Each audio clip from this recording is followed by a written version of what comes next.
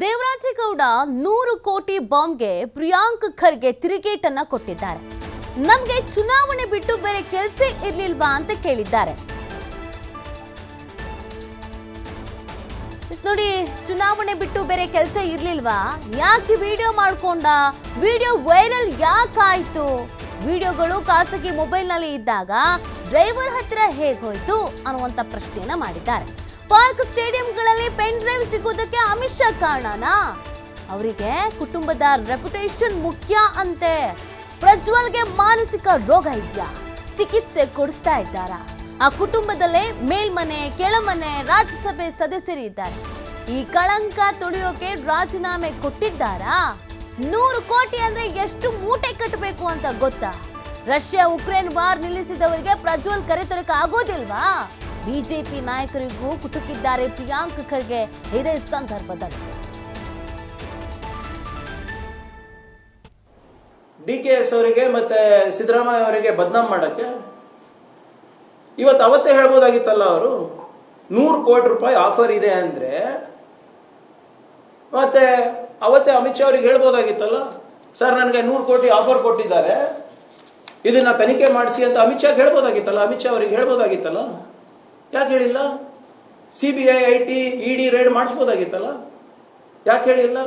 5 ಕೋಟಿ ರೂಪಾಯಿ ಯಾವ್ದೋ ಕ್ಲಬ್ ಅಲ್ಲಿ ಕೊಟ್ಟಿದ್ದಾರಂತಲ್ಲ, ತೆಗ್ಸಿಯ CCTV. ಯಾರ್ಯಾರಿದ್ರು ಯಾರ್ಯಾರಿರ್ಲಿಲ್ಲ? 5 ಕೋಟಿ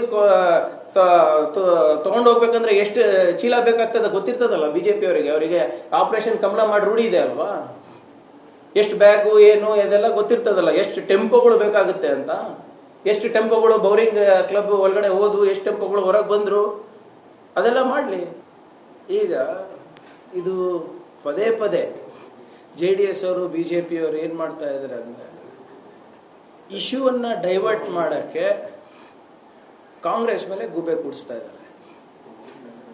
ಮುಖ್ಯಮಂತ್ರಿಗಳ ಮೇಲೆ ಆರೋಪ ಮಾಡೋದು, ಉಪಮುಖ್ಯಮಂತ್ರಿಗಳ ಮೇಲೆ ಆರೋಪ ಮಾಡೋದು, ಯಾವುದೇ ಸಾಕ್ಷಿ ಇರಲಾರ್ದೆ, ಯಾವುದೇ ಪುರಾವೆಗಳಿರಲಾರ್ದೆ ಮಾಧ್ಯಮದ ದಾರಿ ತಪ್ಪಿಸ್ಬೇಕಂತ ಪ್ರಜ್ವಲ್ ರೇವಣ್ಣ ಕೇಸ್ ಏನಿದೆ ಅದನ್ನ ಹೊರತುಪಡಿಸಿ ಲೋಕಲ್ ಪಾಲಿಟಿಕ್ಸ್ ಬಗ್ಗೆ ಹೆಚ್ಚು ಗಮನ ಕೊಡ್ತಾ ಇದ್ದಾರೆ. ಪ್ರಜ್ವಲ್ ರೇವಣ್ಣ ಎಲ್ಲಿದ್ದಾನೆ, ಪ್ರಜ್ವಲ್ ರೇವಣ್ಣ ಯಾಕೆ ಕೃತ್ಯಗಳನ್ನ ಮಾಡ್ದ, ಪ್ರಜ್ವಲ್ ರೇವಣ್ಣ ಶೂಟಿಂಗ್ ಯಾಕೆ ಮಾಡ್ದ, ಪ್ರಜ್ವಲ್ ರೇವಣ್ಣ ಯಾಕೆ ಇದು ವೈರಲ್ ಮಾಡಿದ್ರು, ಅದ್ರ ಬಗ್ಗೆ ಎಲ್ಲ ಯಾರು ಚರ್ಚೆ ಮಾಡ್ತಾ ಇಲ್ಲ ಬಿಜೆಪಿ ಅವರು JDS ಅವರು. ಇಂಥ ಕೃತ್ಯಗಳನ್ನ ಮಾಡಿ ರೆಕಾರ್ಡ್ ಮಾಡಿದವರು ಯಾರು, ಯಾರ ಮೊಬೈಲ್ ಫೋನ್ ನಲ್ಲಿ ಇದು ಸ್ಟೋರ್ ಆಗಿತ್ತು? ಈ ವಿಡಿಯೋಗಳು ನಿಮ್ಮ ಖಾಸಗಿ ಮೊಬೈಲ್ ನಲ್ಲಿ ಇದ್ದಾಗ ನಿಮ್ಮ ಡ್ರೈವರ್ ತನಕ ಹೇಗೋಯ್ತು? ಡ್ರೈವರ್ ಇಂದ ಬಿಜೆಪಿಯ ಅಧಿಕೃತವಾದಂತ candidate, BJP Hole Narasipura candidate Devaraje Gowda ಹತ್ರ ಹೇಗೆ ಬಂತು?